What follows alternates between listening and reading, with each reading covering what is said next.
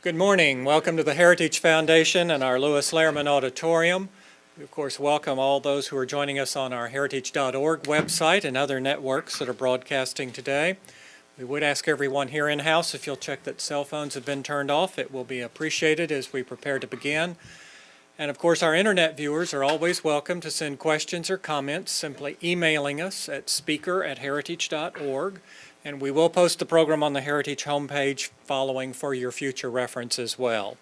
Hosting our discussion today is Hella Dale, Senior Fellow for Public Diplomacy in our Douglas and Sarah Allison Center for Foreign and National Security Policy.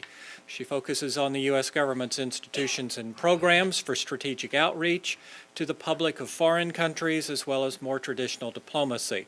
She is a media fellow at the Hoover Institution.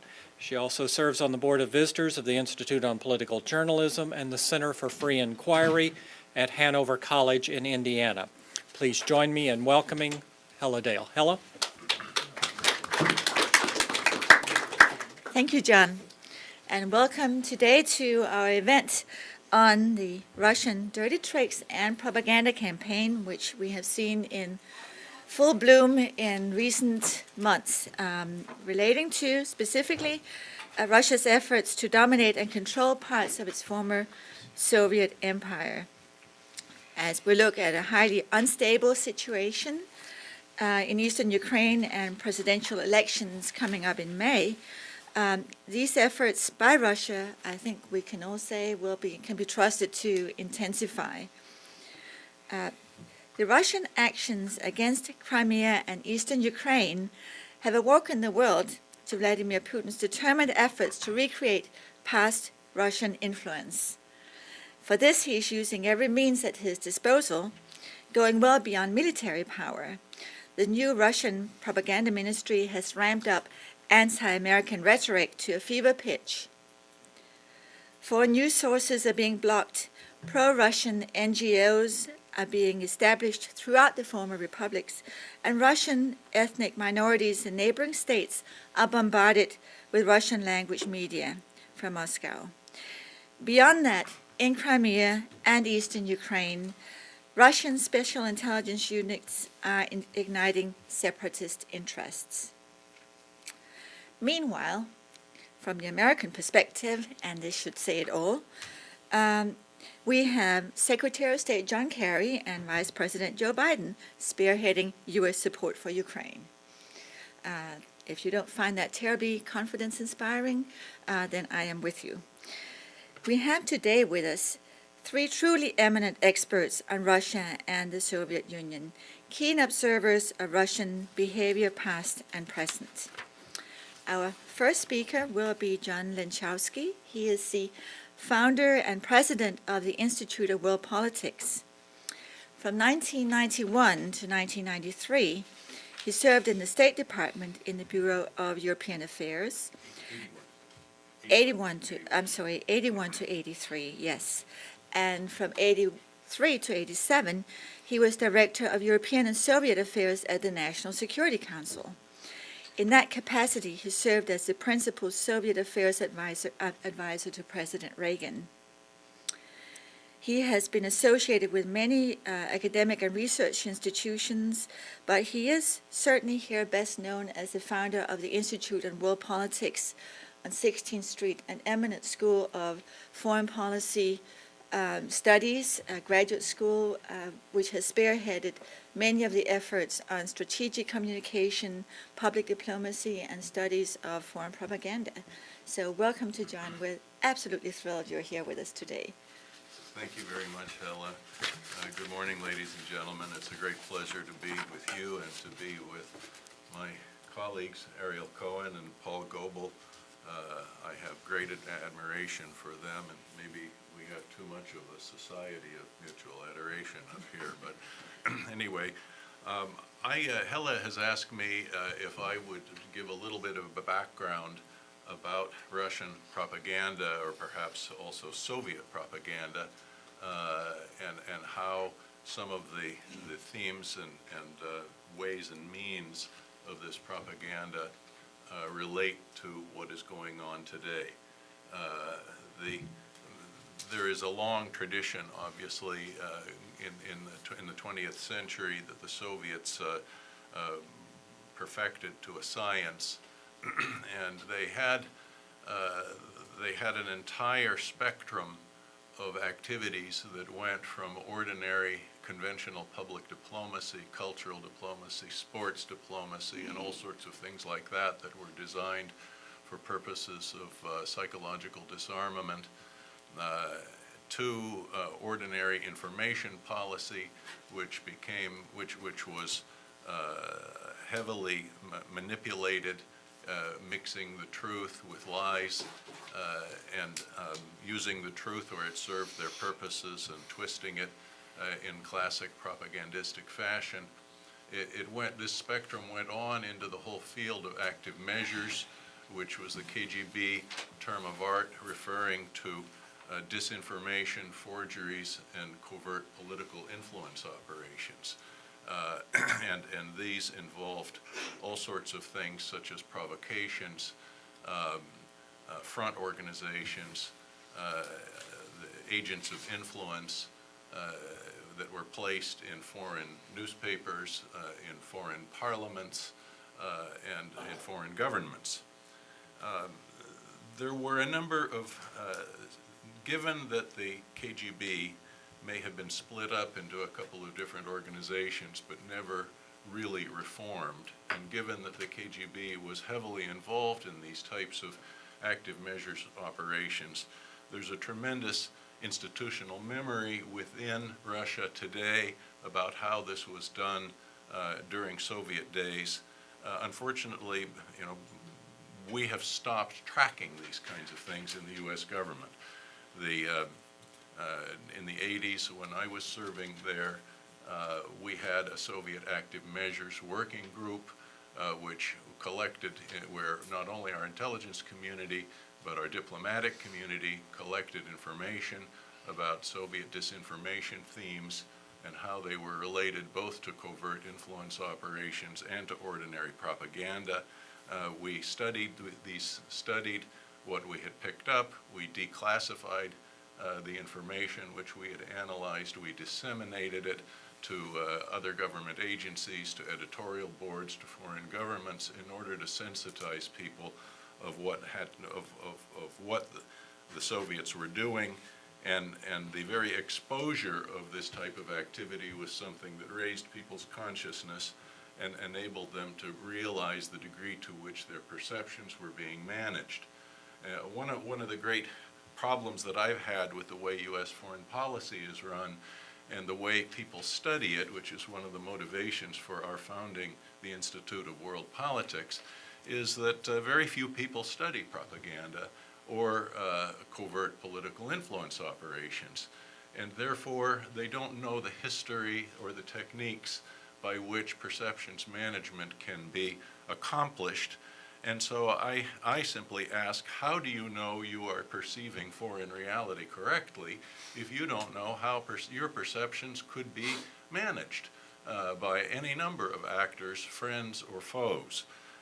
This is an essential subject for the study of international relations, and I think it is a sign of huge both professional and academic malpractice that this is a subject that has been so systematically ignored, except in the few corridors around the country like ours at IWP that study these things. I wanted briefly to review a couple of the classic methods of Soviet propaganda and disinformation which have been carried on by the Russians in the modern era. And let me just say, we in the United States, not having collected information on this, nor having studied this in any systematic fashion, have been blissfully unaware about the degree to which this has affected our perceptions. But there are others, for example, in neighboring countries, and not least of which is Ukraine, where people who living there are very familiar with Soviet active measures, now Russian active measures, and who were in the business of, and who actually exposed some of these things, charged the Russians for doing these things, and this was long before these recent events. We were hearing Ukrainian accusations against Russia concerning active measures back in the early, mid, and late 1990s. One of the most essential elements of Russian strategy and Soviet strategy is to define the terms of debate. Any good debater knows that he who defines the terms of debate is halfway towards winning it. And what has the Soviets did this in all sorts of classic fashion. They were for peace, we were for war, they were for disarmament, we were for arms race, they were for security, we were aggressors who were creating insecurity, etc., etc. Well, they are doing the same thing today by identifying the Ukrainian new government as fascists and Nazis, of course blackening the image of their opponents as a standard operating procedure, and saying that this is ultimately a battle between them, the good guys, the anti-Nazis, and the Nazi fascists in Kiev. In the Crimean referendum, there were signs saying, basically laying this conflict out as Russia versus the Nazis. A large part of this effort involves distracting people's attention from the issue at hand. Distraction is a huge element of propaganda, and one of the ways that Russian propaganda has been doing this, especially insofar as the United States has been involved, has been to accuse us of illegally invading Iraq, of attempting to co-opt all sorts of people around the world who questioned the legality and the prudence of our invasion of Iraq.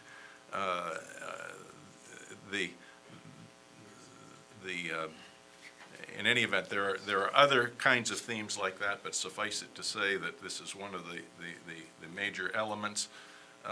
They accuse their adversaries of doing exactly what they do, namely covert action. They're accusing us of it. They're accusing Kiev of covert action in the east, when it is precisely their own provocateurs who have been involved in infiltrating the country and engaging in these types of riling up demonstrations and so on and so forth, staged protests. The semantics are another key technique in all of this. I can only say that one of the elements in this, and there are many different dimensions. You may have seen some recent reports about the use of Novorossiya as a region of southern and eastern Ukraine, as it was called during Tsarist times, which they're claiming to be Russian territory. Then there are certain other themes. One of them is that Moscow is paranoid. This was a classic Soviet strategic deception theme. It is designed to get everybody in the West to believe that we have to handle Moscow with kid gloves. We cannot provoke them too much. We cannot resist what they're doing, or else it will provoke them and make things worse. And then there is the effort to try to co-opt sympathizers among the enemy. And what's remarkable is the degree to which Putin's cynical defense of Christendom and traditional moral values, anti-LGBT campaign, and all of this sort of thing has managed to attract all sorts of social conservatives, not only in the United States, but particularly in Europe. Let me just say make a couple of, there's so much more about these themes that can be said, and I'm sure that my colleagues will say a number of them, will address a number of them.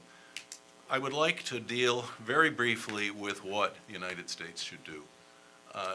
as I mentioned before, I think it is essential that that we as a government and that our even academic institutions and think tanks do more analysis of this field. I'm absolutely delighted that the Heritage Foundation has seen fit to have this forum to cast some light on this issue. This is a classic issue that shouldn't just be reserved for crisis moments. It's something that goes on all the time in so many of the different conflicts around the world, whether it's the Middle East, whether it's radical Islamism, whether it's China. These are fertile fields for analysis. The next thing I think the United States has to do is have a voice of truth. We have shut down so many of our public diplomacy capabilities in this country. We shut down the United States Information Agency in what I call a bipartisan fit of absence of mind in 1999. I think that it was all supposed to be very efficient, and we were going to we folded a shadow of USIA's former capabilities into the Department of State, where it remains an orphan child. Yes, we do some public diplomacy out of the State Department, but it is ignored. It is not something that is your ticket to becoming an Assistant Secretary of State. We have a diplomatic culture in this country and not a serious soft power culture. I would venture to say that the U.S. Army has a greater sensitivity to soft power than the Department of State does. It understands hearts and minds operations, having recognized the vital necessity of these sorts of things on the battlefronts in Iraq and Afghanistan. It understands cultural diplomacy and it understands it to be a more strategic instrument of American power. We have a huge part of this is the problem of our international broadcasts. Our international broadcasts, radio, television, and obviously internet, are the only unfiltered information that we can get into the minds of millions and millions of people around the world. All other information that we transmit is filtered by the governments that control their media, as does Russia, to this extraordinary extent that it has started to do. We have shut down Voice of America, Russian and Ukrainian broadcasts over short wave. We barely had an imprint of an AM station. For I don't know what the reason was why the BBG was not able to renew even the little AM station that we had in Moscow, but a subcontractor of the BBG failed to renew the contract, and then Putin basically shut the thing down. I don't know where the responsibility lies. In any event, the BBG, the Broadcasting Board of Governors, which runs the VOA, Radio Free Europe, Radio Liberty, Radio Free Asia, Television Al Hura, Radio Marti, Radio Sawa, Radio Farda, etc., Radio Free Asia, is a dysfunctional agency which has a bipartisan board of unpaid volunteer commissioners who come only part-time and who exercise executive authority. This board, and the Secretary of State is a member of this board, but is effectively in absentia. The result is that the bureaucracy there is effectively unaccountable. This is a board that does not report to anybody when it comes to the foreign policy, to being consistent with, in the case of the Voice of America, VOA broadcasts have to be consistent with the foreign policy of the United States.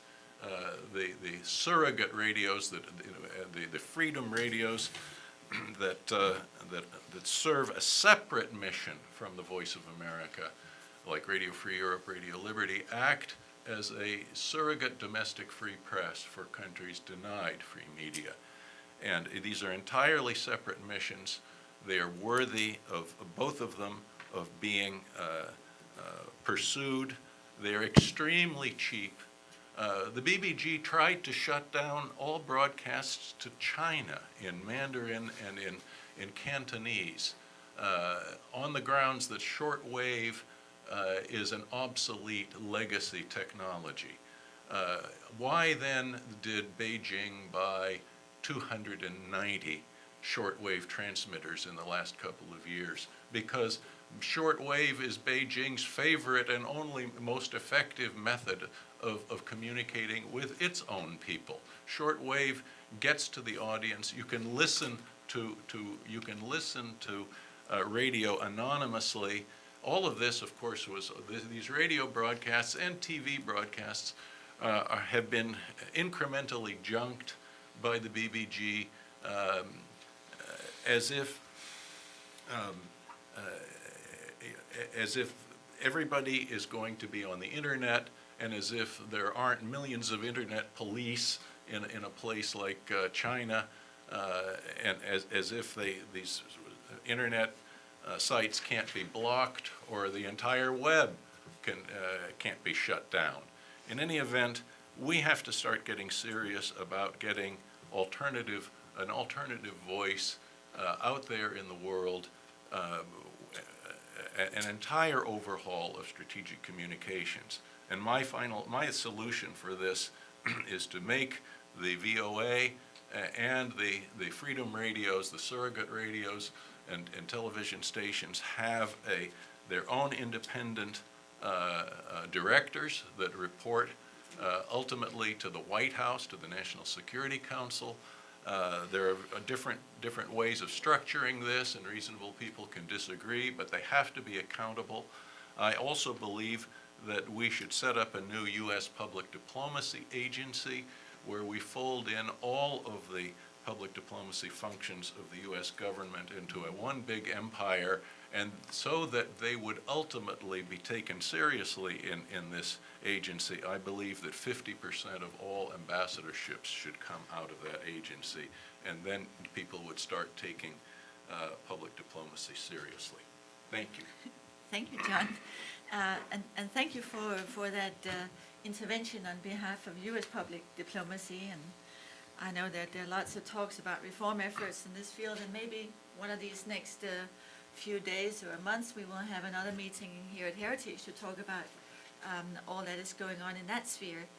Now let me introduce our next speaker, Paul Goebel, who also at the moment I believe is a guest lecturer at the Institute on World Politics, but that is not by any means his only reason for being here. Paul Goebel is a longtime specialist on ethnic and religious questions in Eurasia.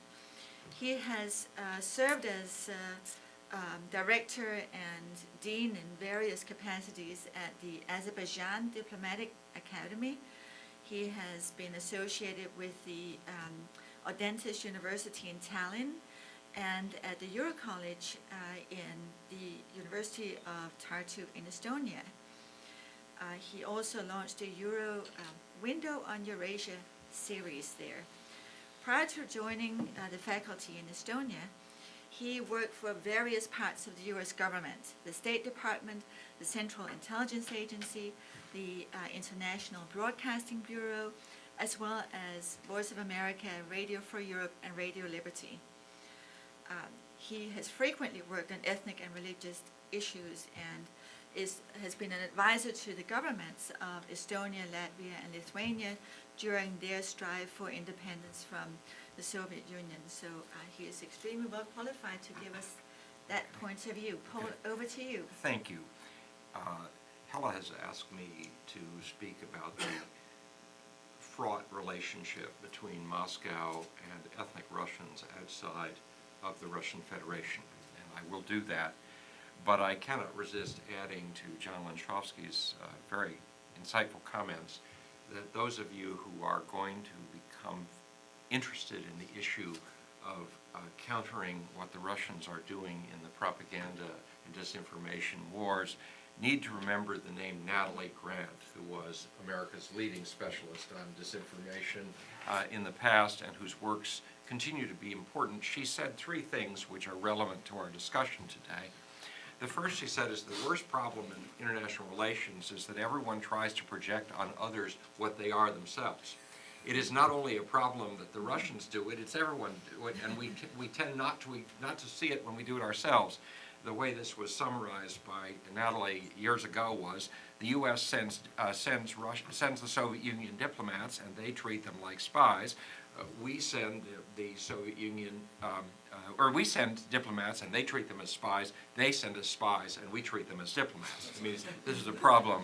The second is that the problem is, in fact, far worse than many people think. Most of the statements that Vladimir Putin and his friends make today are outright lies.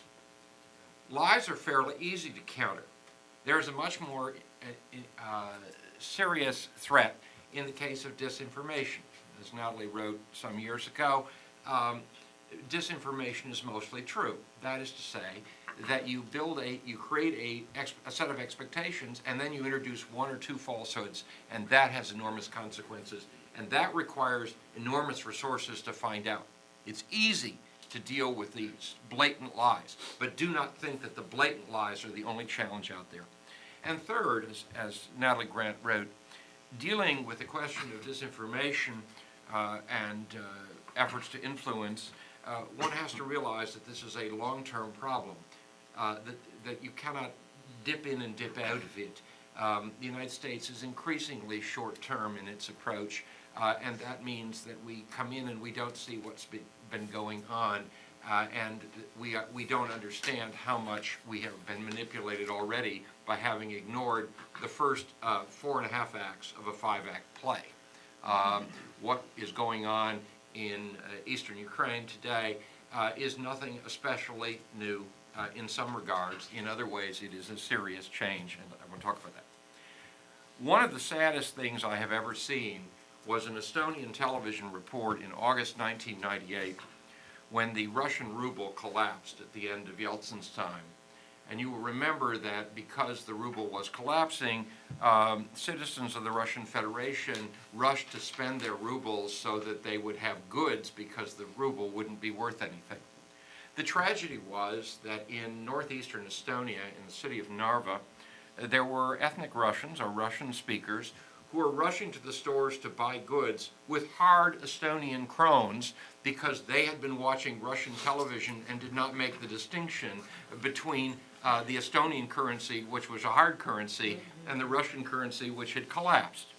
This is not unimportant, because very often even reporting which may be accurate has consequences when it is put in a new context that people are not paying attention to.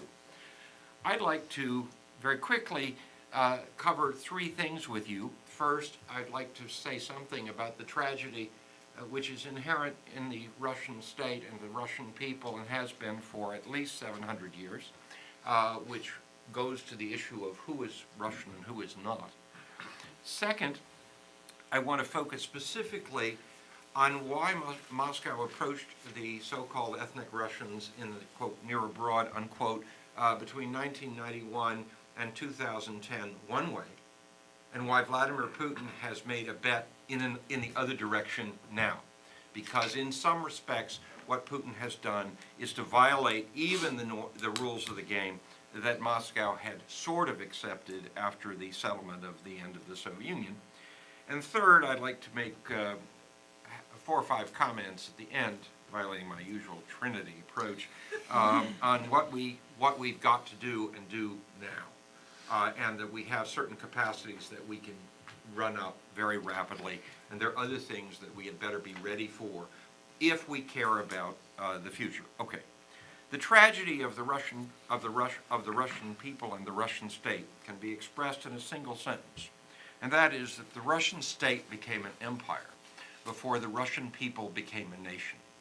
That has an enormous number of consequences, one of which, of course, is that it means that the Russian state has never been a nation state. It's always been an imperial one. And on the other hand, it means that ethnic Russians or Russians have always been defined by the state rather than defining themselves. When we say ethnic Russian, we act as if we are talking about a category which at the same level, ontologically, as the category of the Irish or the Germans or the French. That is simply not true. These are categories defined by the state, and it is defined by the state for very particular reasons. The second point is the first point is that the general proposition. The second is that the state has always defined ethnicity, has always defined who is a Russian and who is not. And one of the things that has been terribly important in the last few weeks is Vladimir Putin's people realize how weak Russian national identity is. If you have watched the desperate effort to speak about ethnic Russians, Russian speakers, pro-Russian people, it is a fact that Russian identity is extraordinarily weak. Russian national identity is far weaker than the national identities of any of the Central Asian nations. That is something that just will not be accepted by people in this city, because if you were trained as a Soviet specialist, you were trained as a Russian specialist. And in fact, you were trained as a Moscow specialist, which meant you only passed the ring road to get to Sheremetyevo Airport. Russian national identity is very weak because of a series of policies, first on the empire, then under the Soviets, and more recently now. Under the empire, the czars did everything they could, including never asking the question of your ethnicity in a census. Never, not once. Because they knew that the non-Russians were more numerous, and that the Russian state did not have the capacity to hold the place together unless it kept the Russians from mobilizing as an ethnic community. Under the Soviets, there was a Faustian bargain in which ethnic Russians generally got to run things, but only at the price of denying they were doing it, which truncated Russian national development. Since '91, the Russian Federation has been, I would argue still is, but has been seriously compromised in its ability to allow the emergence of ethnic Russian identity, because a Russian nation state inside the Russian Federation is the quickest way to do two things, both of which the Kremlin doesn't want. The first is the destruction of the Russian Federation, which is almost a third now non-Russian, so that if you get Russian nationalism at home, you will get the end of the Russian Federation. And second, if you allow Russian nationalism to develop, not only will you develop non-Russian nationalism, but you will require the kind of state authority, the authoritarianism that will preclude economic development. That was the trap the Soviet Union found itself in the 70s and 80s, when it had to choose between stability and development. We know that under Brezhnev they chose stability, under Gorbachev they tried to choose development, and it all came apart. That problem hasn't gone away. And there is a third element here which I think is critical, and that is the Russian Federation government, including Vladimir Putin, are terrified about something which we need to talk about, namely that the ethnic Russian community, however you want to define it, has ceased to be an assimilating nation and is being assimilated by others and breaking into fragments. What that means, of course, is that if you don't get an authoritarian state, and Putin thinks he can outlast that with oil and gas revenue, what you're going to watch is there isn't going to be a Russian nation. There are going to be Siberians, there are going to be Ingermanlanders, and the ethnic Russians outside of the Russian Federation, the subject, my primary subject, are going to drift away.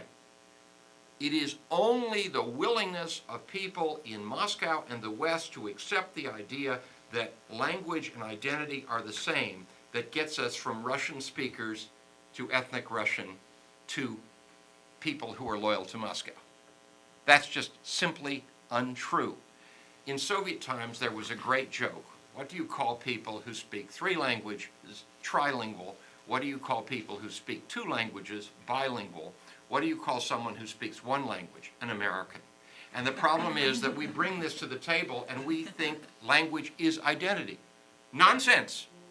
If you look around the world, you will see many, many national movements that took off when people stopped speaking the language of the empire or started speaking it, and it goes in a variety of ways. It doesn't all work the way. Now, when the Soviet Union came apart, second part, when the Soviet Union came apart in 1991, there was great expectation among people in the West and some in Moscow, that the roughly 25.4 million ethnic Russians in the 11 former Soviet republics and 3 formerly occupied Baltic countries would become the modern equivalent of the Volksdeutsch.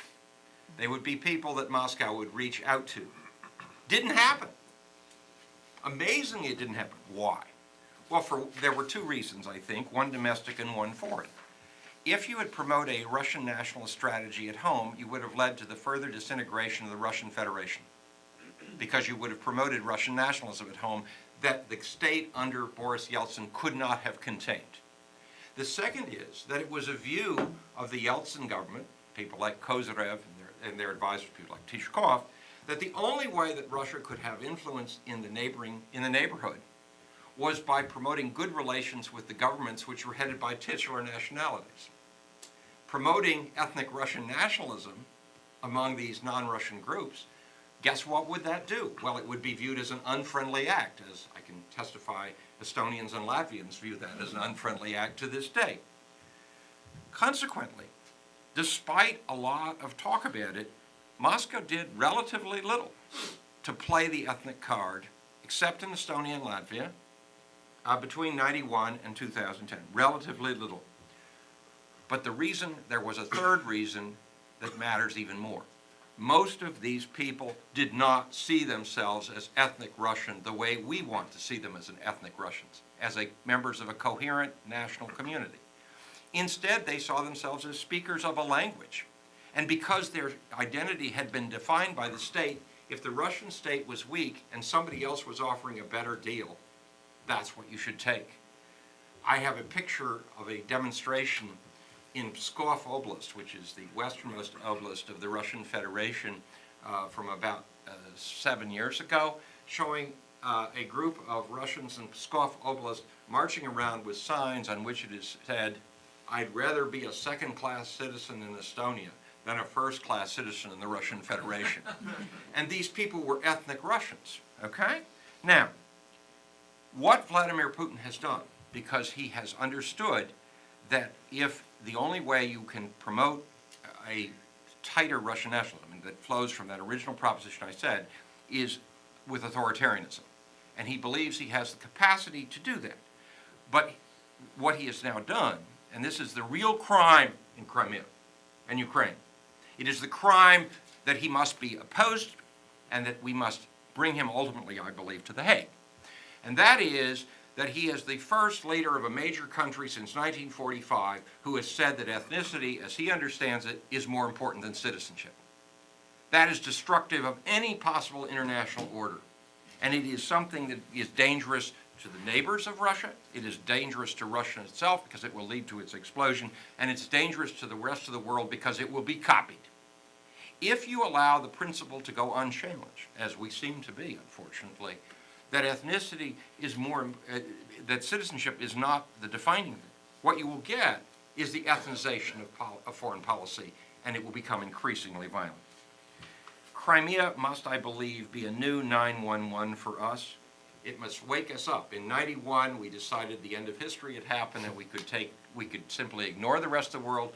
In 2001, we bought into the idea that there were still bad things, but we assumed they were all sub-state actors. What Crimea should be a reminder of is that there are evil things in the world, and some of them are in states. But the idea that the ethnic Russians abroad are a coherent group is not true. It's not only that they're different between ethnic Russians who live in Uzbekistan and ethnic Russians who live in Estonia and ethnic Russians who live in Ukraine. There are enormous differences. But the important thing to keep in mind is that those people are disappearing. You may have seen the articles last week in Moscow saying, where are the 3 million ethnic Russians from Ukraine? You know, they've disappeared. Sure, they've decided that in their term of identity, they may speak Russian, but they are now identifying not only as Ukrainian citizens, but as members of a Ukrainian civic nation. And that's what happens when you make ethnic identity, as the Russian state has, dependent on state power. We can't afford to allow that to happen. What do I think we should do? Let me suggest, I guess I'll go back to 3 things. I like trinities, and that will keep me better in the 10 to 12 minutes I said I would. First, We have to recognize that the problem we face with Moscow is not simply Moscow's lies, not simply Moscow's disinformation directed at ethnic Russians abroad, but in the entire structure of that, and that reporting by Russian television to the neighboring countries is itself, even if it were accurate, it isn't always, but sometimes, you know, sometimes they get something right, is by itself a subversive act. And therefore we have to support those governments, like Latvia and Lithuania, that have blocked the distribution of Russian state television as destabilizing. It's the first thing. Rather than condemning it as a violation of human rights, which I have heard from people in this town, we've got to support that. Second, we have to support, and with money, and also to provide political cover to the post-Soviet states to do something that is extraordinarily difficult for them to do and which they have been reluctant to do for obvious reasons. That is, they need to begin producing television and radio programming in Russian to make sure that the ethnic Russians on their territory do not just look at Moscow TV and listen to Moscow radio.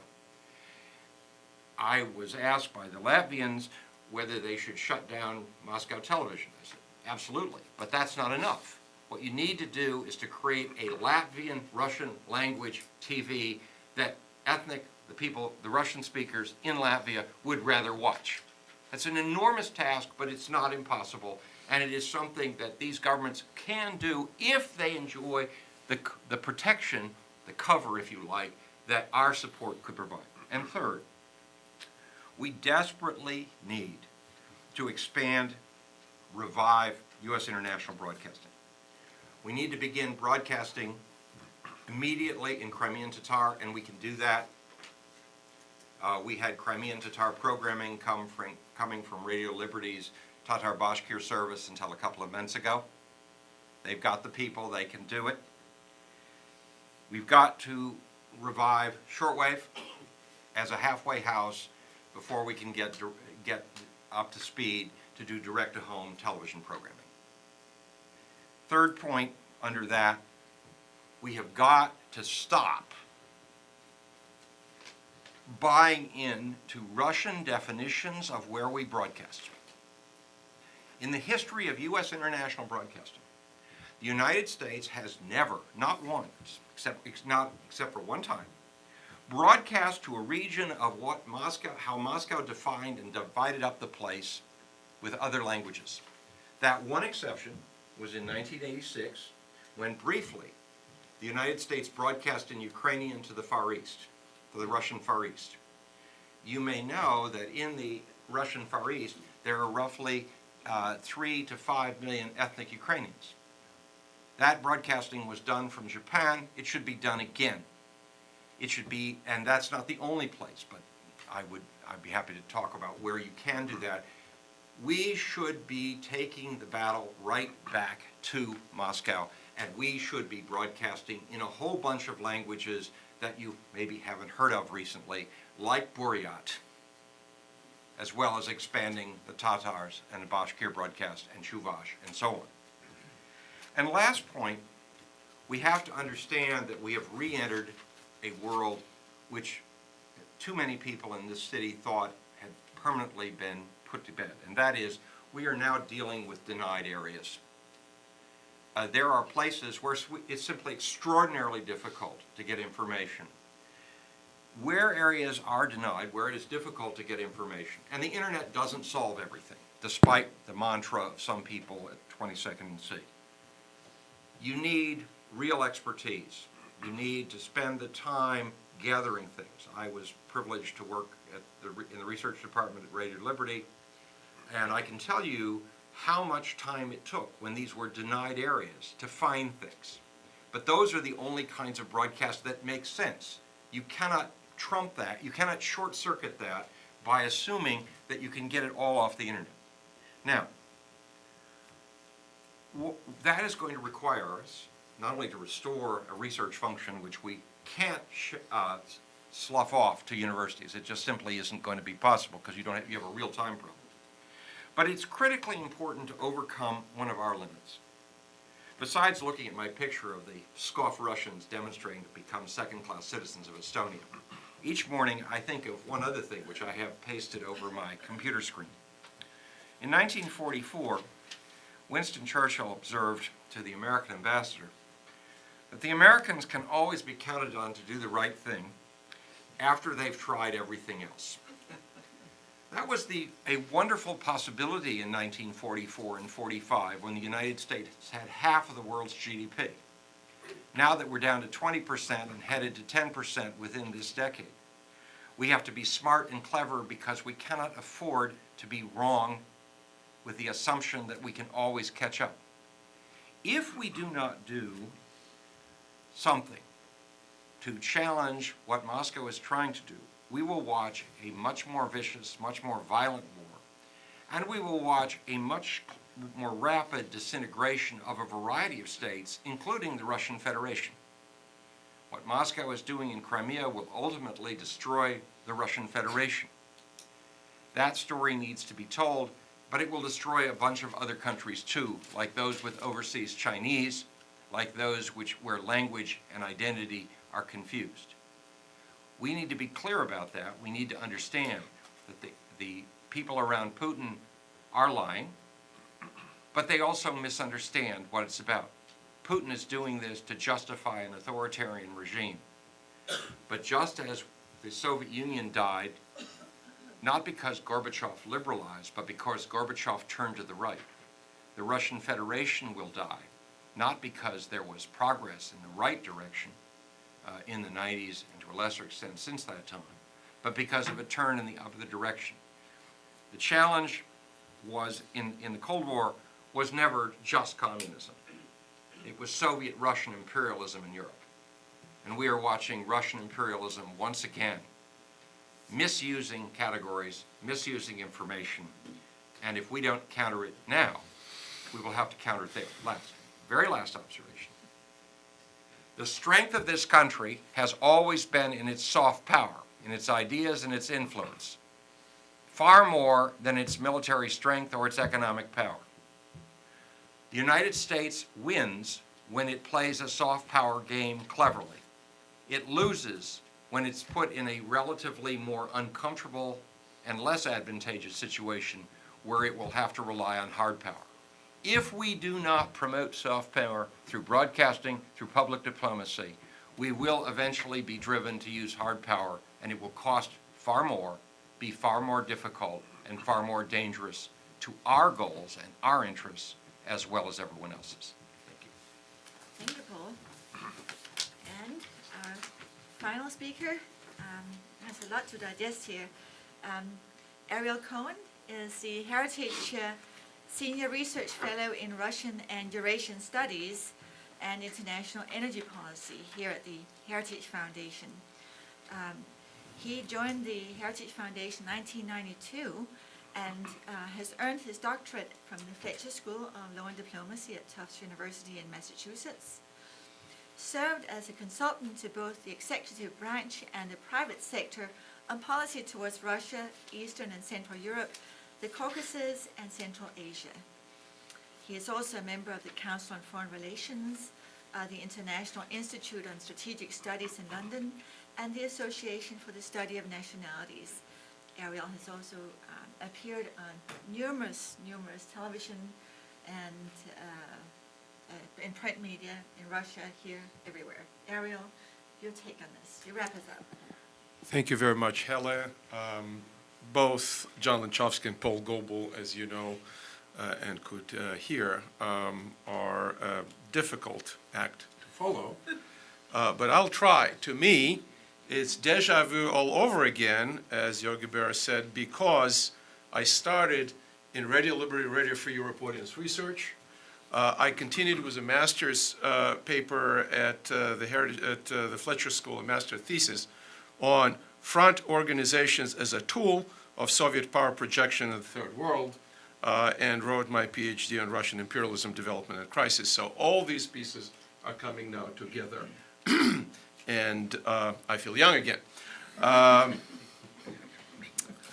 When you listen to the rhetoric coming out of Russia, such as Russia is raising from its knees, such as blaming the political opposition as national предатели, national traitors. You shudder and you wonder where this come from. This is reminiscent very much of the 1930s rhetoric of the darkest ages. At the same time, Russian propagandists such as Andranik Migranyan, the head of the Russian-funded Institute of Democracy and something else based out of New York, writes an op-ed in Izvestia calling Hitler until 1939 as a brilliant politician, and his counterpart, Vyacheslav Nikonov, the grandson of Vyacheslav Molotov, says that, quote, the Aryan Slavic tribes came down the Caspian Mountains and conquered the space between the Baltic and the Pacific. And nothing happens. They're not shut down like the RAIN TV station, like some of the websites that have been shut down, Kasparov.ru and others. I guess the political opposition should be happy. I spent yesterday reading the transcript of the 5-hour Vladimir Putin equivalent of Allo Presidente, that was the genre that was pioneered by the late Hugo Chavez, the call-in and the SMS questions. And Putin said, what do these people want? They're not thrown in the camp like in 1937. So I guess they should count their blessings.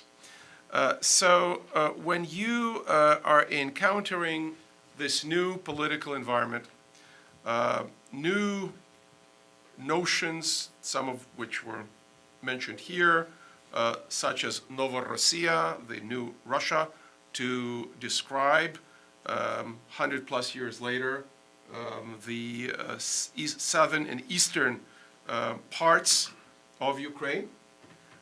This terminology was indeed used in the Imperial Russia, such as describing essentially the national liberal and nationalist forces that overthrew President Yanukovych as fascists, and blurring of the notions of Russian speakers and ethnic Russians, whereas clearly warning the Russian nationalists and ultranationalists in the same Allo Presidente, same 5-hour Q&A, that Russian people had absorbed many genetic brands or strains, said Mr. Putin, so that no blood ethnicity should be allowed, because that is very dangerous. When you are dealing with this new environment, you also have to look at what are the terminology and notions that are being used as propaganda notions and pieces. For example, what is really federalization of Ukraine? Federalization of Ukraine is rendering Ukraine impotent as a nation state. It is dictating a constitutional change to a neighboring country, and I'm wondering what would federalization mean for Russia itself. As Nabokov wrote, people who live in glass houses should not throw stones, because if people in Chechnya and Dagestan and Yakutia, that produces a good chunk of the world diamond production, Yamal Nenets, that produces a lot of oil and gas, and others, will start to federalize and control their revenue, such as Mr. Putin suggests for their Ukrainian brethren and neighbors, the Russian Federation will not look very good. What are the channels that these new notions are being distributed through? Of course, it's Russian media, but it's a new Russian media. We remember that RIA Novosti, the Russian information agency that was reformed and ran for 10 years by Svetlana Mironuk, underwent a massive change with the appointment of a new leader, a man who, for example, in the same call-in, said that he feels that Russia is strangulated, to which Mr. Putin responded, "Don't worry, we can strangulate anybody." So sort of a leery debate there, a chilling debate. But this is an example of how a notion of Russia under siege is being used and promoted by the propagandists. We have Russia Today as a television channel in English, Spanish, and Arabic. Note, there's no Russia Today in Chinese, because the Chinese told the Russians they don't want Russia Today in Chinese, and Russia obliged. Russia Today is a channel through which these notions are distributed around the world. The legitimacy of Ukrainian state is totally undermined. Mr. Putin said twice in his Q&A that he sees the new government of Ukraine as illegitimate, that by implication Yanukovych is still the legitimate president, and again that people who are fighting for separating eastern and southern Ukraine from the rest of Ukraine are locals, when it is very clear by the way they bear themselves, by the kind of night scopes and infrared night scopes and silencers they carry on their rifles.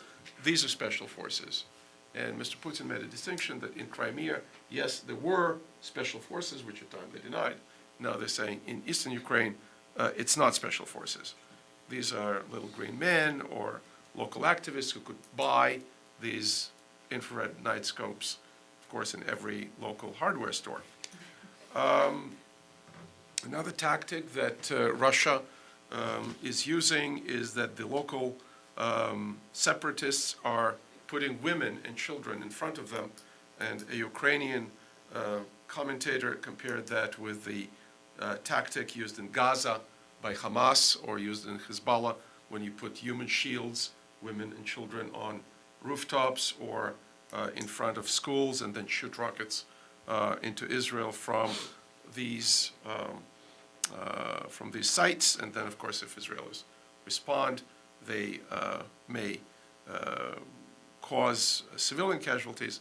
And this is what these local activists are taught or instructed to do, so that there will be casualties allegedly caused by the Ukrainians. There's a broader litany of complaints against the United States that are repeatedly articulated by Russian spokespeople.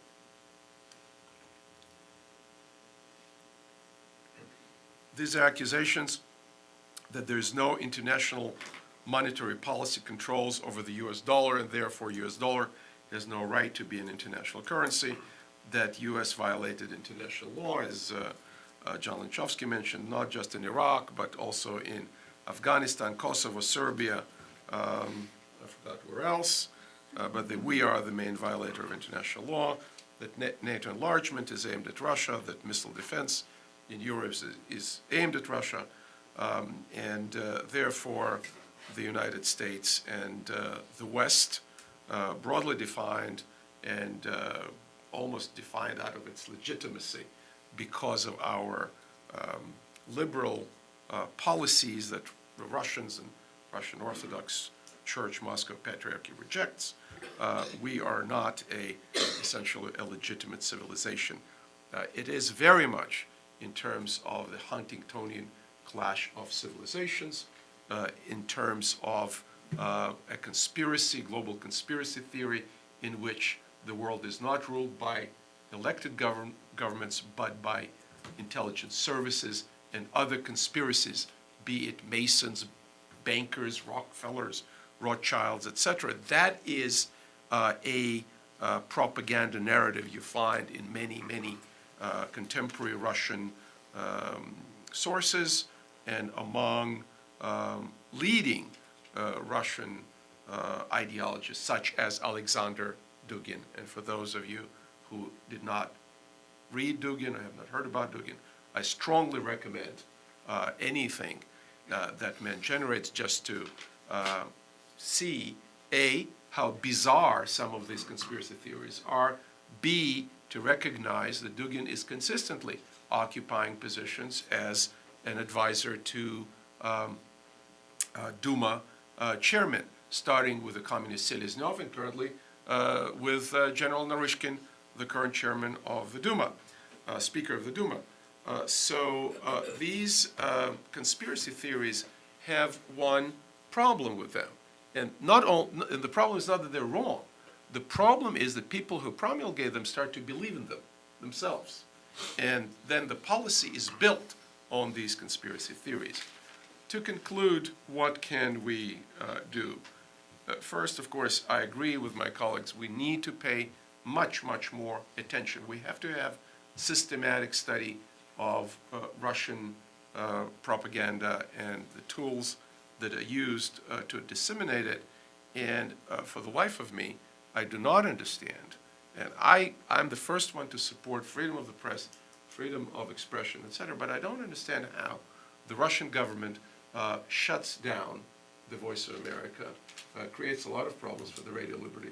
And we have something like 100 journalists here on New York Avenue from Russia Today. And Russia Today is a channel that they can invite you, and if you're foolish enough to come and speak, as I was, then they shout you down. And for me, that no more. Thank you very much.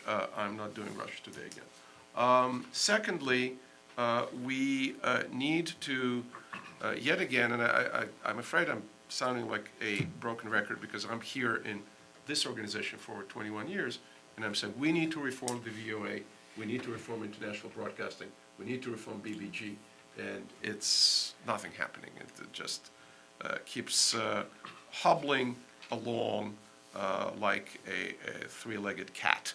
And we need to rethink it. We need to decide if we want it as a separate agency, which I probably think we need in terms of public diplomacy and international broadcasting, or we need some kind of a dotted line between the state and that.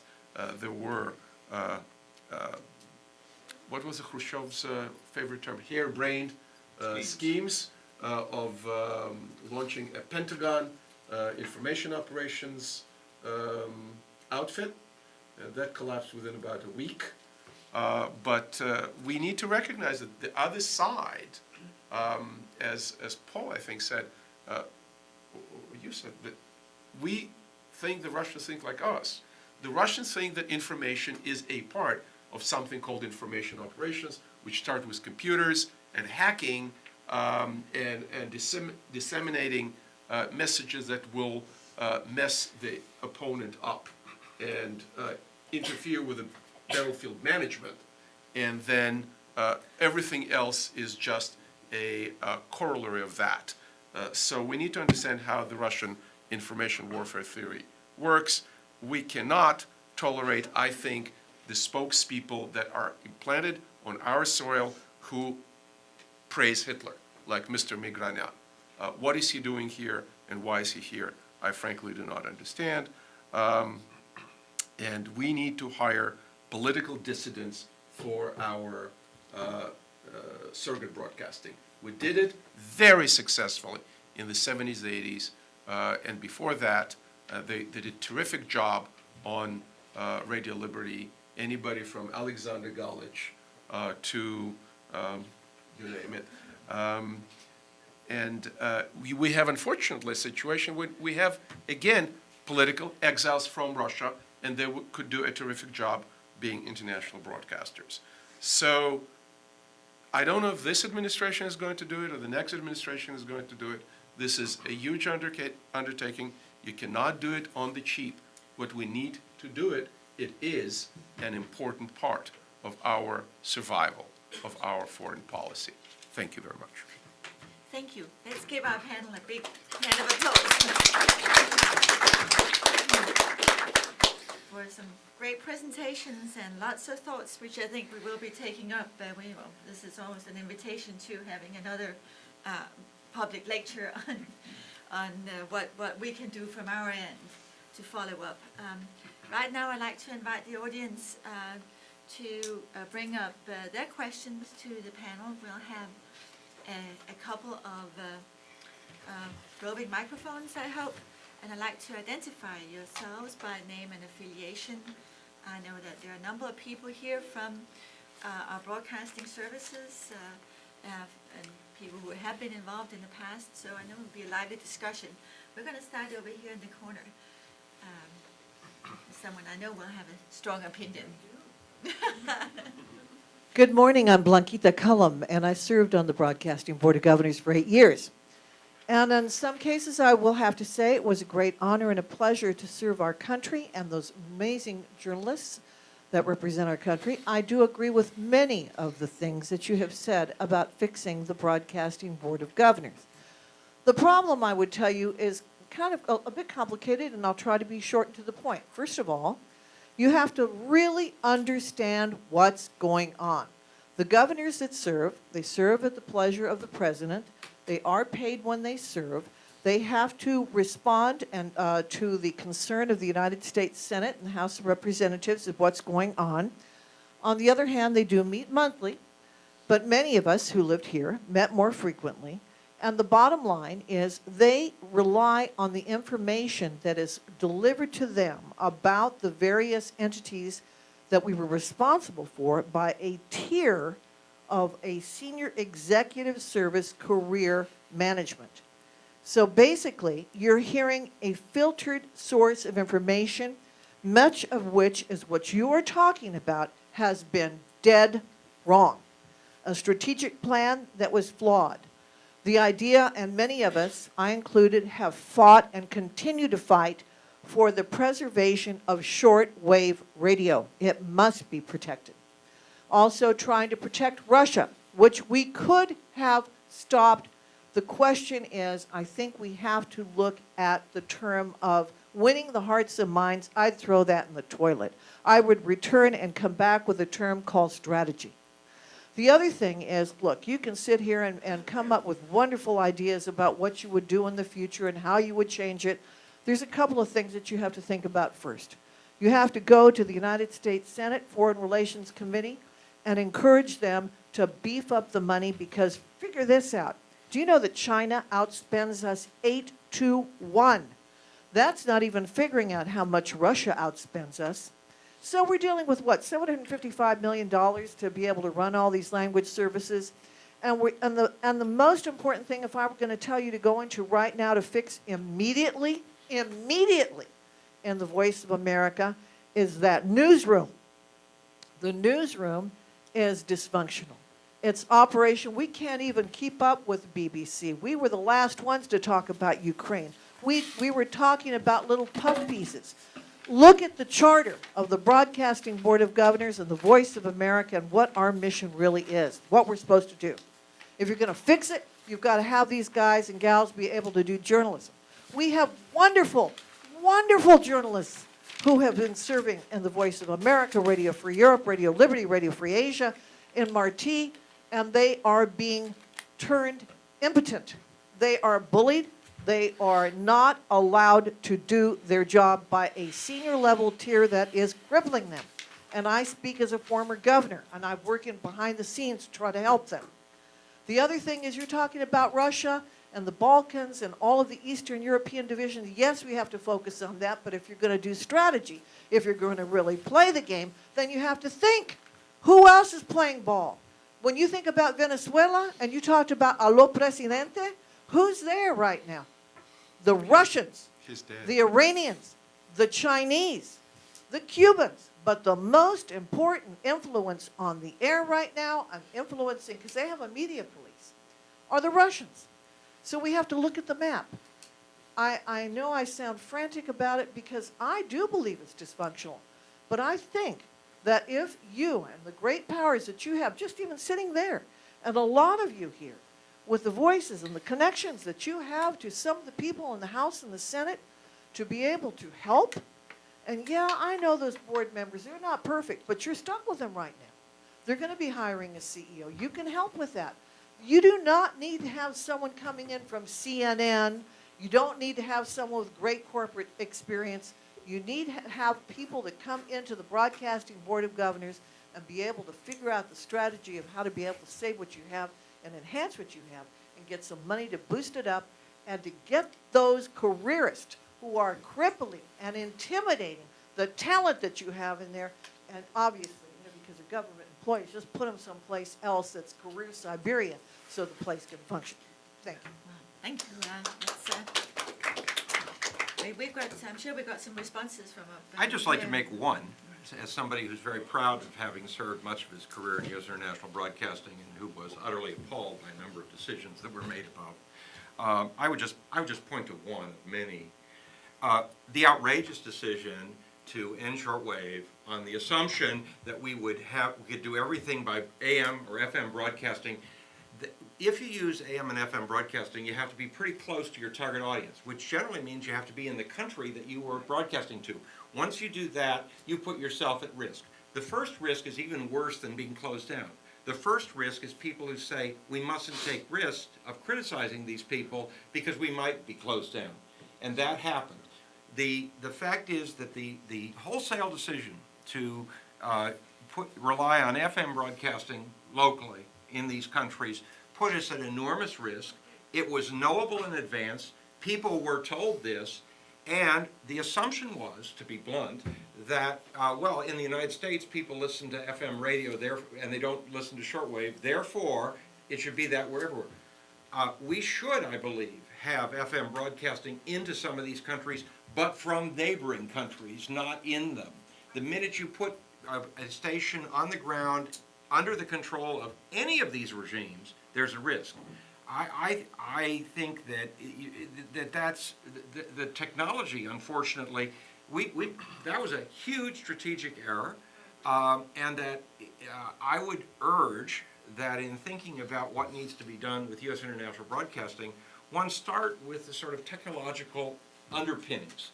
That unless you can get your message to somebody, the message that you're going to worry about is all very interesting. Sometimes I know when I was at Radio Liberty in the late 80s, people said, well, you know, we could just, because we exist, that gives people in Washington feel-good time, and we could just pull the electric plug, save money, because it's our existence that matters, not getting the message there.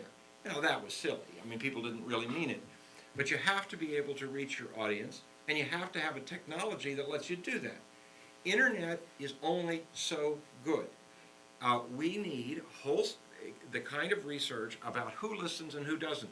The fact is that there's some very good work that's being done by scholars at the Russian Academy of Sciences on how people use the internet and how different Russian internet use is from internet use in Germany or the West.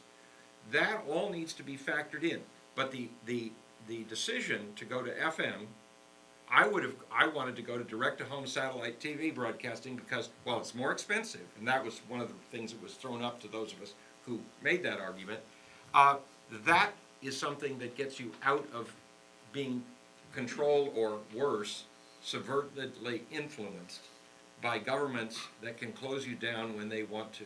And that, I think one needs to look at the technology rather than on the who's preparing what news as the first stage to correcting the problem. I think we've got, Yes, I wanted to just comment on Blanquita Cullum's very apropos recommendation that we should be thinking about strategy. The problem here is that you cannot rely on the Broadcasting Board of Governors to be the innovators of American national strategy. American national strategy has to be run by the President of the United States, the National Security Council, and its component members, so the Secretaries of State and Defense, and the National Security Advisor, busy there serving those policymakers. And it has to be an integrated strategy that takes into account all of the different arts of statecraft And the problem is that the BBG structure right now is completely divorced from national strategy. It is an orphan child, and it doesn't report to anybody in the executive branch and is not held accountable to anybody in the executive branch.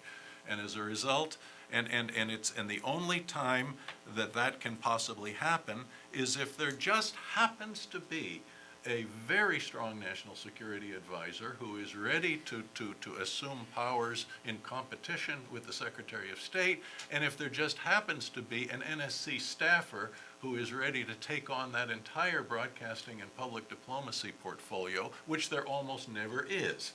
And so this is why a structure where if you had a U.S. public diplomacy agency where its head was a Deputy Secretary of State, where within it you had our broadcasters, and I understand there are serious arguments about why the surrogate broadcasters should be an independent entity the way they were during the Cold War. I understand that. But I also believe that if there is that there can be some kind of arm's length arrangement with the surrogate broadcasters, even under the structure of a public diplomacy agency. I recommend that the director of that agency be a statutory member of the National Security Council, a statutory observer with the same rank in the NSC as the chairman of the Joint Chiefs of Staff and the director of national intelligence, who are statutory observers. And then, as they say, public diplomacy will be there at the takeoffs of policy and not just during the crash landings. And I think that the budgetary part of it, then if this agency, by the way, I conceive of having every public diplomatic function in the U.S. government essentially be put in it, including USAID, and people will argue with me, and it's a serious argument, and I take it, but even including the Peace Corps, which is another valuable instrument of American power, which is another orphan child that is not related to U.S. national strategy. And so I think that when we start thinking about these things strategically, and when people are forced to do so, and by the way, I also think that the funding problem needs to be solved, because these functions never get funded according to national strategic need. Never. And the only time anything does get funded according to national strategic need is in the Defense Department, which is why I recommend that we create a unitary defense and foreign affairs budget, which is a seamless garment of soft power and hard power, and all of it should be funded according to national strategic need. And that simply requires Congress to divide up its different nests, so to speak, in order to agree that this be done. Because I agree completely with Paul that soft power is our strong suit, and we should be able to exercise it much more skillfully with the right kind of funding in order to get this right. Well, we're getting into a very deep. Well, it's going to be have to do because we're going to. One of the things that I think is very important that you remember in this, and that is the function of the Broadcasting Board of Governors as a bipartisan board has actually worked in countries around the world where they have no freedom of speech, where they're shocked that you can have the right and the left come together on the issue of freedom of speech. The other thing to consider on the independence of that board is the fact that it is a journalistic entity, that it is not perceived as propaganda, because we protect that firewall of protecting that journalistic charter. That is one thing that I want you to remember. May I go ahead? I think we're going to go to Ariel, and then we're going to go over here to David Ensor from Voice of America. A couple of technology observations and a sort of government structure observation. First of all, it is difficult for me to envisage a 20-year-old in Russia, in Moscow today, for example, going out and buying a short wave radio in order to listen to the quality of content that Radio Liberty or Voice of America today provides. Maybe if the content was better, they would, but this is a technology that Paul and I and John remember, and people who grew up on Facebook and Twitter do not know what it is. So how you close the technology gap is a challenge. I think how you deploy these messages in Facebook and Twitter is an even bigger challenge. And who is going to do that when we are talking about creating a public diplomacy czar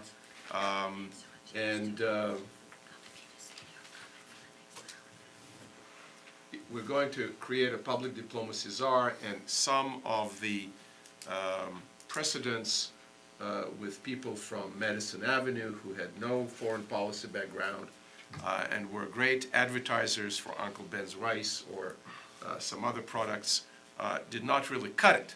The numbers of undersecretaries for public diplomacy that came and went with no discernible impact suggest that not only we need to rethink the architecture, we need to rethink the resumes of these people. It is not an easy job to be able to combine the strategic outlook and understanding of the media. Finally, there's something to be said about the creativity of government employees. If we're talking about redesigning the same VOA and Radio Liberty and having government employees doing that on Twitter and Facebook, I think it'll be a tough slog to get these guys to talk to 20-year-olds in Beijing, Moscow, and especially in small towns around Russia, Ukraine, China, Afghanistan, and the Arab world. Well, as we now get deeper and deeper into this discussion, I'd like to give David Enser, Director of Voice of America, a chance to give us his point of view and respond to some of all the many points that have been made. Thank you very much, Ellie. It's great to be here discussing what I'm passionate about, and clearly everyone else in the room is, and that's America's soft power. And it's great to be in a room full of people who think we don't have enough of it and want more of it, because that's what the people who work at Voice of America also believe. The question is how to go about it. It may be that that President Putin has done us a favor in a weird way, in a perverse way, by his behavior of recent weeks. It may be that it will wake up Washington and cause people to think more about the need for well-funded, sustained soft power by the United States. I hope so, because I, like others in the room, so strongly believe in that and in the power of it if it's done right and funded right. There are a lot of different ways of, there's been a discussion here about how best to organize it. The existing board has recognized that the current structure is not what it should be, and has gone, with the President's approval, to the Congress and asked for a change. They've asked for a CEO-type structure.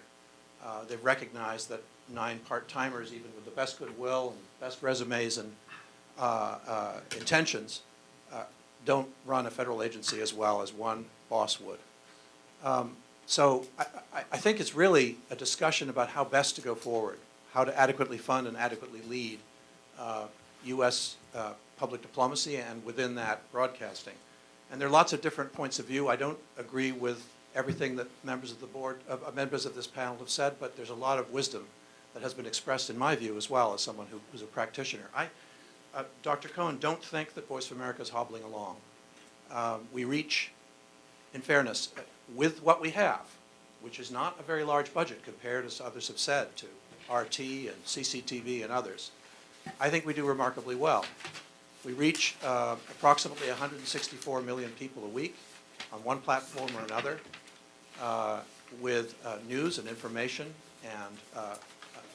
about the United States and its values and its society, which is highly valued. That's why 164 million people are interested in it. Former Governor Cullum said and I think she's right, that there is the issue of journalism. What we do at Voice of America is journalism. The reason so many people want to hear us is because we do that, not propaganda. The Radio Moscow model, they had the biggest signal, shortwave signal in the world, incredibly powerful. Practically nobody listened to it because they had nothing to say that was of any interest. Voice of America does have things to say and has things to talk about because Voice of America talks about freedom of speech. We export the First Amendment. People care about that kind of thing. They're interested in what's really going on in the world, in an honest newscast. So I think as you talk about how to best to organize it, John Lanchowski, my friend from many years, my one criticism of the idea of presidential appointments running things, my concern about that is the firewall really has helped Voice of America and the other broadcasters. It allows us to have credibility, and credibility is the coin of the realm. That's how you build an audience, by being truthful. When we talk about the Abu Ghraib scandal that happened in Iraq, that was a stain on our own country's honor, and we do so honestly, we build audience, we build credibility. So honest journalism of the kind that America stands for is enormously powerful, and much more so than a propaganda operation run by political leaders could possibly be. So I think as you think and talk about that, it's important to keep that in mind. Perhaps I should stop there. Just on shortwave. I wish shortwave was the answer, but the statistics do not suggest it. As you said, Dr. Cohen, 20-year-olds in Moscow are not buying shortwave radios these days, and it's difficult to see how to get them to do so. How to go to the new type of shortwave that might work better. Can we get them to do that? Not clear. There are lots. The idea of direct-to-home satellite television, very appealing. A lot of discussion of that going on right now. With what's happening, possibly it needs a closer look. But the statistics suggest that while on the one hand, in the former Soviet space, there are quite a few people who have dishes, who might have access to buying dishes. In Russia itself, there are not many. So it is of interest. It's something we should look at, and perhaps in the coming period, that may be something that's done. The idea of Latvia, Estonia, and Lithuania building some kind of a broadcast in Russian is a very appealing idea, and I do agree that that's something the United States should support. We could perhaps do a program for them. We could assist them in various ways. That would be a very interesting kind of collaboration that ought to be talked about going forward. Anyway, let me stop there, but in various criticisms of the Voice of America, look, we're grown-ups. We're fine with debate about what we do. We're passionate about what we do, those who work there now, and we're glad that there are people in town who are passionate about it too, because it's very, very important, and never more important than at a time when Russia seems to be acting up in Ukraine. Thank you. Well, thank you. And Paul, you want Two quick comments. First, I can't agree more with the idea that doing journalism is absolutely essential. The greatest impact that U.S. international broadcasting has had in a lot of the places I know about has come when we have reported things that the political elite of this country wasn't sure it wanted reported. I've talked to so many people who remember when VOA and Radio Liberty broadcast the Watergate hearings. And there were lots of people who were on the Hill and in the administration at the time who didn't want that to happen. But I remember the comment of one Latvian in Latgalia, which may matter more in coming weeks, that he said, he said, if you live in a country, this was back in 1991, he said, if you live in a country where they bring down a president just for bugging in office, he said, that's a country I want to be part of. And I think there's a tendency to forget the extent to which those kinds of reports, which are often opposed by the political establishment, are very useful. The other thing I just would, because I spent my life looking at the periphery of countries, Moscow is not Russia. There is a tendency in our State Department and in this town to project whatever is true of Moscow and the country as a whole, because that's where we have the data. And that's where it's easiest to get the data, and that's where our embassy is, et cetera, et cetera. But if you look at media consumption patterns in a place like, say, Sakha, which is the largest non-Russian republic in the Russian Federation, most people there, and this includes the 20-year-olds, rely on shortwave because the distances are so huge. that what's true in the periphery of the Russian Federation is very different than what's true in Moscow. And just because we have a government that tends to act as if Moscow is Russia, international broadcasters, it seems to me, should be aware that Russia is actually a country, and that a large part of it are people who have very different consumption patterns of the media than do the people in the center. I'm quite sure that, because I've been in contact with some of the people in Buryatia, that if you said tweet to them, they'd be as much at sea as I am with most of the new technology. Being old, I'm entitled not to understand things, but it's quite striking. And I would urge as strongly as I can, I think we need to take our friends in Moscow on, not just in Moscow, but in the enormous regions of the Russian Federation. I just wanted to mention one last point of many that we could say. You should all be aware that popular movements in 3 oblasts of the Russian Federation, and these are predominantly ethnic Russian regions, have called on Moscow to invade their oblasts because they believe that if the Russian military invaded their oblasts, they might have a chance of having as many rights as the Crimeans are supposed to get now that Russia has invaded them. Kaylee, would you allow me one more point? Sorry, I Yes, forgot to yes, say go one, ahead. I think, very important thing, which is that since Russia invaded Crimea, there have been a number of improvements and a number of efforts to up our game, if you will, by U.S. International Broadcasting. I know our sister organization, Radio Free Europe, is working on overdrive. We also have been enormously in evidence on Ukrainian television.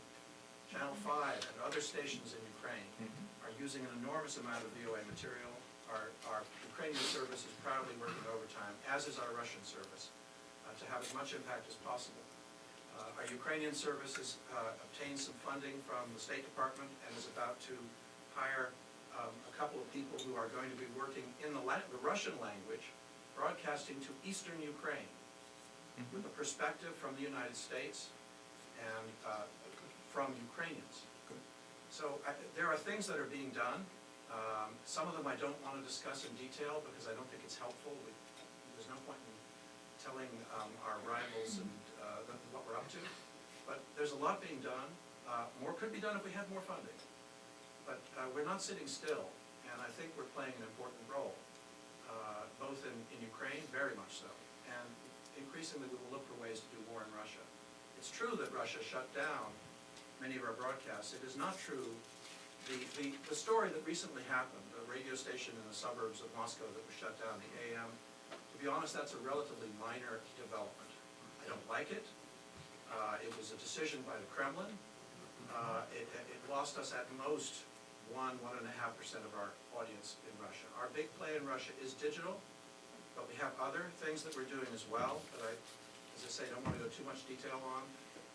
We're not without our ways of reaching the Russian people. And of course, with more resources, we could do even more.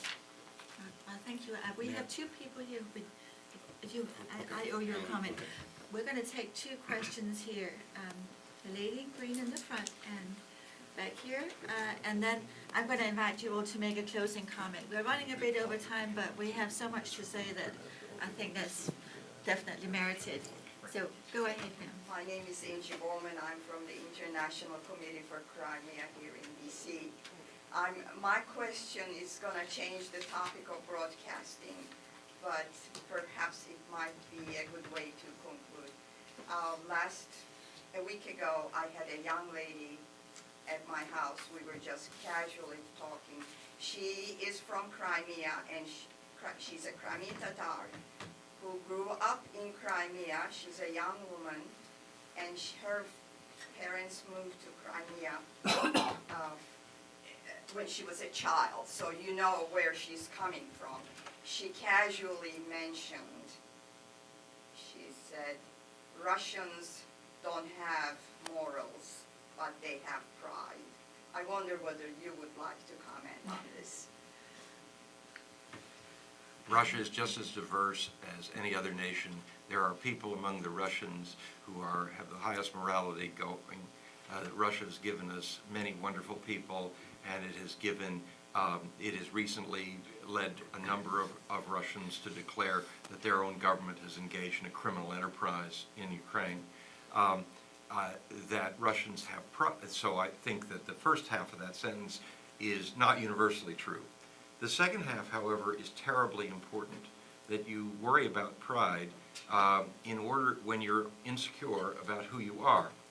One of the elements, or one of the things that flows from the proposition I started my talk about, the relationship between the state and the nation, is that in states where the nation preexists the state, nationalism and state power tend to be countervailing forces. In other words, when people feel the state is at risk, their nationalism goes up, and when they feel the state is secure, nationalism goes down. The difference is evident from looking at how many American flags there were in neighborhoods on September 10th, 2001, as opposed to September 12th, okay? In a situation like the Russian Federation, however, state power and the sense of national identity track together. What that means is that when the state is very weak, national identity tends to be weak, and the state has to figure out a way to get things restarted. That's why Vladimir Putin orchestrated the killing of 300 Russians in 1999 and blamed it on the Chechens in order to restart his genocidal war against the Chechen nation in the North Caucasus. Let me finish one thought. That the problem is that when you get to a certain point, this nationalism focuses on pride alone, and it pushes forward policies that are dangerous and that feeds on each other, and that, I think, that half of the proposition of your friend is absolutely true. Okay, let's have the last question up here, and then we'll all have a chance to comment. Thanks very much. Dan Robinson, I'm a former White House correspondent as recently as 6 or 7 weeks ago. Nice to see David here. Thanks to Helly. I'll just make a few points because now I'm able to speak in public in ways I wasn't able to speak when I was correspondent and worked for that organization for 35 years. For Voice of America? Right. VOA has been hobbling along, very clearly hobbling along. I and others made a specific effort over the last few years to bring to the attention of the outside world things that the public relations apparatus of VOA and to an extent the BBG didn't want to discuss, and in recent months actually responded to with defensiveness and with arrogance. Other parts of the BBG, perhaps you all saw the RFERL, the surrogate live TV shots on the internet websites. You might not be able to say that about other parts of the BBG structure. Anyway, I won't go into too much detail. If anyone wants to talk to me about the many ways I saw VOA hobbling along in a range of coverage issues, including in the digital realm, you can contact me by phone or email. But I wanted to make a point which is related to what Blankita was saying, and which you discussed also to John and Paul especially, and Ariel, which is to ask, how would you see the relationship changing between the journalists who work for Voice of America and other organizations and who operate under their own form of charters, as the VOA still does under its own charter, changing as journalistic reporters and correspondents at these places? I can tell you very, very clearly that if VOA was declared to be have oversight of the NSC, there would be exclamation points going off in the White House Correspondents Association, and I, in my opinion, think there should be valid questions asked as to whether there should be a White House correspondent representing the VOA. Now, if the goal is to take down the billboards on various bureaus for VOA around the world and overseas bureaus and replace them with BBG, that's another thing. But I think that's a very important question, and it's one I'd be interested in hearing from you, because there are many people, many journalists at VOA who got there from the beginning and many who came in who do not see themselves working under any foreign policy structure or being seen by their colleagues as being attached to, let's say, the NSC, the White House, maybe less so at the Pentagon and State Department. Anyway, that's what I wanted to say. I think I'd be interested in your comments on that. Thank you. Let me just observe here. I have never advocated that the Voice of America should do anything that could be construed as propaganda. It has never done that. It has never been charged with doing that. Nobody wants that. And every once in a while, we know that a Secretary of State or somebody else may call up the director of the VOA and tell them to try to censor a broadcast, which has happened in the past.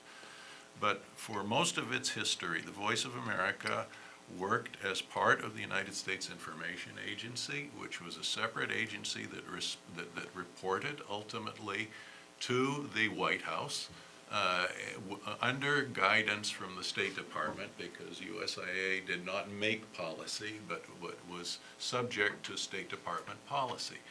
I don't think the United States needs to have a government-funded CNN. We need good journalism there, that's right, but this is simply not a state journalistic enterprise. The Voice of America is part of the foreign policy of the United States, and it does so by speaking the truth.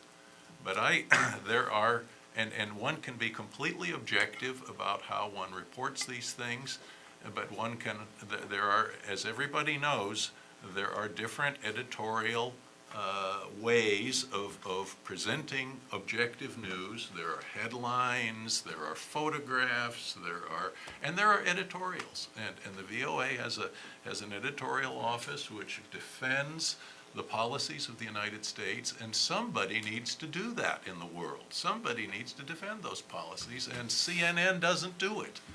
And so there's no argument here. I think that there is room for a bipartisan board like the BBG, but not exercising executive power.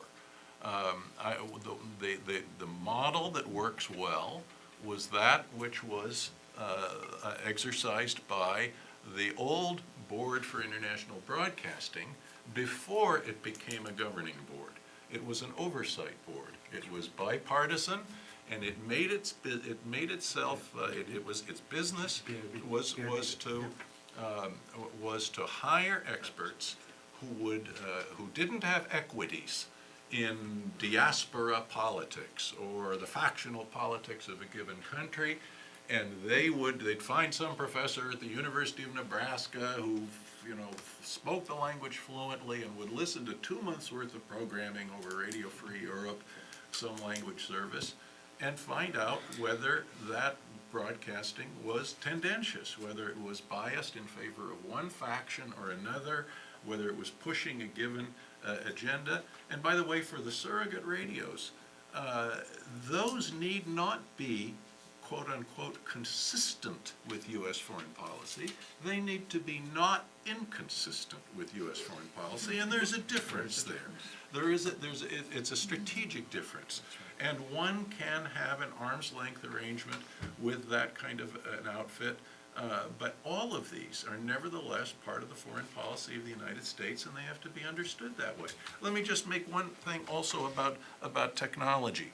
I think that every single venue of trying to reach foreign audiences has to be attempted, whether it's AM, FM, shortwave, cell phones, satellites. I remember when we were in the NSC, we discovered that Soviet televisions had UHF channels built into them, and that were not being used. And if we had a satellite that broadcast over UHF, they could pick it up directly on their TVs with a normal antenna without a dish. Then in shortwave, there's a technological revolution. It's called DRM, Digital Radio Mondiale. And you can not only broadcast voice over it, you can broadcast text and video. And who's going to get themselves a DRM receiver? Well, the people who find that there's a good signal being sent, and we could flood the world with cheap DRM receivers, and some people will get them, and they can listen to this stuff or watch it anonymously, which is, and with regard to audience statistics, and I just want to say, David Ensor, I think that what the Voice of America does and what you do has been nothing short of heroic in the strategic environment of neglect of soft power by several administrations, and this is a bipartisan problem. I think that, but I would say, I would even caution you, if I may say so, to not sell yourself short when it comes to audience statistics.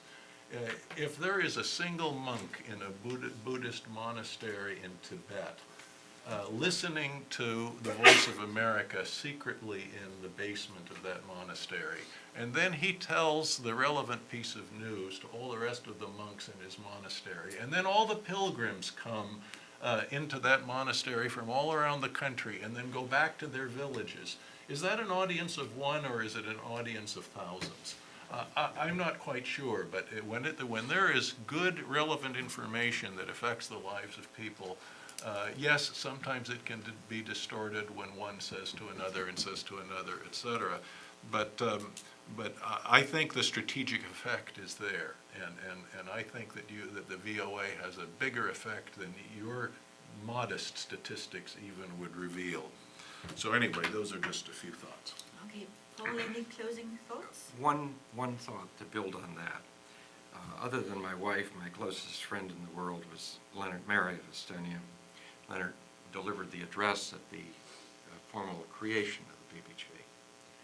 And one of the things that Leonard Merry was very proud of is that he had in his archive a set of books, of notebooks, in which he had recorded every single day from 1950 until 1988 his ability to listen or not listen to Western broadcasters like the Voice of America, like Deutsche Welle, like Radio Vatican, like Radio Liberty or Radio Free Europe Estonian Service. Because he saw that as his lifeline to the world. One of the things that, and I think John's talking about splash is very important. The splash effect is bigger than many people imagine. But there is also something related to it, and that is it is the long-term thing. It is not, as many people seem to think in this country, a short-term question of covering this or that event. It is developing the kind of confidence that you can only do by broadcasting over and over and over again for many, many years and be known for accuracy. It is hard to develop a reputation. It is easy to lose it. The firewall is critical. Journalism is critical, and that which is commentary needs to be labeled very carefully. Good journalism, I've always thought that we should act with confidence in the double sense, and we often act as if we are not confident. The first confidence is the truth is definitely on our side, not on the other side, so we have every interest in putting out accuracy, even if it makes us look bad that moment, because in the long term, the truth is more important, and ultimately it works to our benefit. The second is that I definitely believe, and it's related to this, that the solution to bad information is in almost every case more information. It is having good information. One of the reasons it's been mentioned that Soviet broadcasting did so badly is that there were alternative sources that people could see just how bad it really was. It is critically important that those sources be there all the time. And now with a Russian government that, shall we say, is only loosely connected to the truth most of the time, and to its facilitators in the West who are willing to allow it to lie and not challenge it. Truth works for us. One last thought, and then I'll shut up. I worked half of my life in international broadcasting for the United States government, and I'm very proud of that. But the proudest moments I had were when I was working for Secretary Baker at the end of 1990 and the beginning of 1991, working with the non-Russian peoples of the Soviet Union and the occupied Baltic states. And during that period, there was no money in the State Department budget to take these leaders around from these places when they came to Washington. And so it was left to me to take them around in my old yellow Volvo, and I had a carefully plotted strategy because there were things that you definitely wanted them to see. But of the 11 heads of government or chiefs of state, of the 15 soon-to-be countries that I took around to these, it is striking that all 11 asked to have their photograph taken in the first instance, not where most people in this room would imagine, in front of the White House or the State Department or the Washington Monument or the Kennedy grave. All 11 of them wanted to be taken, have their picture taken in front of the U.S. Supreme Court, because somehow they had heard, via, I'm sure, U.S. International Broadcasting, that on the lintel of that building there is the inscription, "Equal justice under law." And that's what they thought they were about. That was incredible. It was a moving thing every time this happened. And my favorite example was when the former head of the Communist Party apparatus in one of these countries, with his bouffant hair, was busily combing it in the rain and the wind so that they would have a good picture of him in front of the U.S. Supreme Court. And I say thank you, VOA, for doing that. Ariel, any parting thoughts? I think what we learned today, and there was plenty of both historic and current political material here, is how important international broadcasting and public diplomacy is. And gosh, I've been in this town for 21 years, and sometimes it feels that there were no lessons learned from our tremendous victory in the Cold War through soft power. When I was a kid in Radio Liberty Audience Research, we were saying that international broadcasting is worth 1/2 of one aircraft carrier, and the results were tremendous. We need to rethink it. And no, it is not your grandfather's central broadcasting authority. It is a much, much more fluid and dispersed world. And as somebody who grew up listening to VOA, to BBC and Radio Liberty as a kid in Russian, I can tell you that the products are different. The competition is much more fierce. The content is much more entertaining and competitive. It's much more interrelated. I am addicted to the Russian Facebook, and references to the Game of Thrones, to Sex and the City, to things like that are permeating the Russian discourse on Facebook and outside of Facebook. It's a new ball game in the sense of that the content is different, the technology is different, but the strategic purposes remain the same. These are both tools to influence how we think, how other people think. Other people understand it in many cases better than we do. I think the Russians do understand soft power better than we do, exactly as a tool of geopolitical competition. But I agree with John Lenchovsky that this is something we can be very good at. We just, at this moment in history, we're not as good. And what does it take to bring us back to the leading position, to the leading, becoming once again the leading power? I think this is a challenge to all of us and to the administrations to come. Thank you. All right, well, thank you very much to our wonderful panel, and thanks to all of you for coming and for this great discussion.